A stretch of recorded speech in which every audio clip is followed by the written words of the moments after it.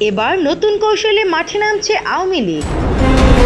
নানা কৌশলে সংগঠিত হওয়ার চেষ্টা করছে পতিত আওয়ামী লীগ। সম্প্রতিও রাজধানী সহ দেশের বিভিন্ন স্থানে ঝটিকা মিছিল করে দলটি।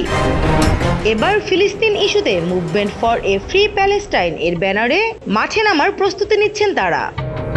সোহরাওয়ার্দী উদ্যানে সমাবেশের জন্য ইসলামী ফ্রন্ট নামের একটি দলের প্যাডে আবেদন করা হয়েছিল, কিন্তু পুলিশের অনুমতি না পেয়ে তা স্থগিত করা হয়। তাই ভিন্ন ব্যানারে রাজধানীর সায়দাবাদে গোলাপবাগ মাঠে সমাবেশ হওয়ার কথা রয়েছে।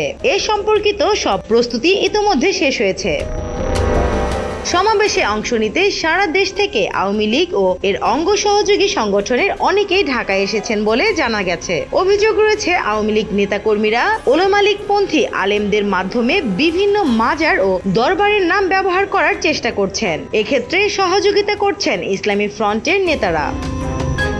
গত ১.৫ দশকে হাসিনার হাত শক্তিশালী রাখতে সক্রিয় ছিল দলটি। ৫ আগস্টের পর আওয়ামী লীগের পুনর্বাসনের নিবন্ধিত সব রাজনৈতিক দলকে নির্বাচনে অংশগ্রহণের দাবি তুলেছে ইসলামী এই দলটি। তবে সমাবেশে আওয়ামী লীগের সম্পৃক্ততার অভিযোগ অস্বীকার করেছে ফ্রন্ট। এই বিষয়ে জানতে চাইলে ঢাকা মহানগর পুলিশের গোয়েন্দা বিভাগের যুগ্ম কমিশনার মোহাম্মদ নাসিরুল ইসলাম বলেন, আমরা বিষয়টি সিরিয়াসলি নিয়েছি। আমাদের রেগুলার অ্যাক্টিভিটিসের পাশাপাশি বিশেষ নজরও থাকবে। যে কোনো ধরনের নাশকতার চেষ্টা হলে শক্ত হাতে দমন করা হবে। নিউজ ডেস্ক, দৈনিক নতুন সময়, ঢাকা।